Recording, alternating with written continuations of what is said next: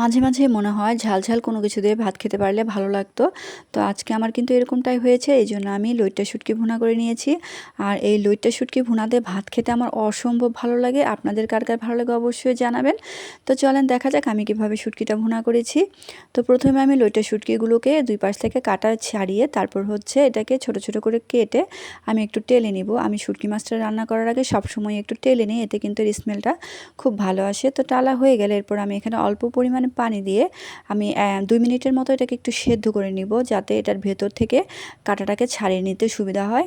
তো দেখতেই পাচ্ছেন আমি এটাকে একটু সেদ্ধ করে নিচ্ছি। এরপর এটাকে ঠান্ডা করে কাঁটাটাকে ভেতর থেকে ফেলে দিয়ে আমি পরিষ্কার করে ধুয়ে নিব।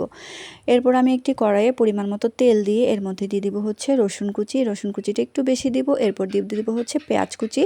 আর পেঁয়াজ কুচি পরিমাণটা একটু বেশি দিতে হবে, কারণ শুটকি মাছটা যেহেতু আমি ভুনা করব। তো এরপর আমি পেঁয়াজ আর রসুনটাকে একসাথে এখানে কিছুক্ষণের জন্য নেড়ে চেড়ে ভেজে নিব, যাতে পেঁয়াজটা নরম হয়ে যায়। তো নরম হয়ে যাওয়ার পরে আমি অন্যান্য মশলাগুলো একে একে এর মধ্যে দিয়ে দিব। তো প্রথমে আমি এর মধ্যে দিয়ে দিব হচ্ছে 1.5 চা চামচ পরিমাণ আদা আর হচ্ছে রসুন বাটা। আদা রসুন বাটাটা দেওয়ার পরে আমি এটাকে একটু নেড়ে চেড়ে মশলাটাকে একটু ভুনে নিব। তো এই মশলাটা ভুনা হয়ে গেলে এরপর আমি অন্যান্য যে মশলাগুলো আছে সেইগুলো দিয়ে দিব। এখন দিব হচ্ছে এখানে হলুদের গুঁড়া আর হচ্ছে শুকনো মরিচের গুঁড়া। আমি এখানে শুকনো মরিচের গুঁড়া পরিমাণটা একটু বেশি দিব, কারণ আমি শুটকি মাছটা সবসময় একটু ঝাল খেতে পছন্দ করি। তো আপনারা যেভাবে ঝাল খান সে পরিমাণে ঝালটা দিয়ে দিবেন। এরপর দিয়ে দিব হচ্ছে অল্প পরিমাণে পানি দিয়ে মশলাটাকে একটু কষাবো। আর দিয়ে দিব হচ্ছে আধা চা চামচ পরিমাণ ভাজা জিরে গুঁড়া। আমি সবসময় শুটকি মাছে ভাজা জিরে গুঁড়াটা ব্যবহার করি। এরপর দিয়ে দিব হচ্ছে পরিমাণ মতো লবণ। এরপর দিয়ে দিব হচ্ছে 2-3টা কাঁচামরিচ। কাঁচামরিচটা দেওয়ার পরে আমি এটাকে ভালোভাবে নেড়ে চেড়ে তারপর 2 মিনিটের জন্য এটাকে ঢেকে আমি মশলাটাকে কষিয়ে নিব। তো মশলাটা কষানো হয়ে গেলে দেখতে পাবেন উপর থেকে কিন্তু তেলটা উঠে আসছে।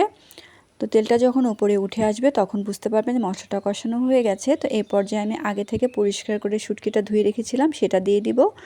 তো শুটকি মাছটা দেওয়ার পরে আমি এটাকে খুব সুন্দর করে নেড়েচেড়ে মশলার সাথে ভালোভাবে কষিয়ে আরও 2-3 মিনিটের জন্য এটাকে ঢেকে তারপর হচ্ছে কষাতে দিব। আর শুটকি মাছ দিয়ে ভাত খেতে কে কে পছন্দ করেন অবশ্যই জানাবেন আমার কমেন্টসে। তো এখন আমি এটাকে ঢেকে দিলাম 2-3 মিনিটের জন্য। এরপর ঢাকনা তুলে আমি এটাকে একটু নেড়ে চেড়ে তারপর হচ্ছে খুবই অল্প পরিমাণে পানি দিয়ে এটাকে রান্না করব, কারণ শুটকি মাছটা খুবই নরম, এটা খুব বেশি পানি দেবার কোনো দরকার নেই। এটা আগে থেকে যেহেতু আমি একটু সেদ্ধ করে নিয়েছি। তো এখন আমি এখানে খুবই অল্প পরিমাণে পানি দিয়ে তারপর আবার একটু নেড়ে চেড়ে এটাকে আমি আবার 2-3 মিনিটের জন্য একটু ঢেকে দিব। আর এখন কিন্তু চুলার আঁচটা একটু মিডিয়ামে দিয়ে দিব, কারণ এটাকে আমি একটু ভুনা ভুনা করব। আর এখন আমি আর ঢেকে দিচ্ছি না। তো এভাবে আস্তে আস্তে চুলার আঁচটা আমি মিডিয়ামে রেখে আমি সুন্দর করে এটাকে ভুনে নিব। তো এভাবেই কিন্তু শুটকি মাছটা আমি রান্না করি। তো কে কীভাবে করেন জানাবেন, আর ভালো লাগলে অবশ্যই আমার পেজটার পাশে থাকবেন।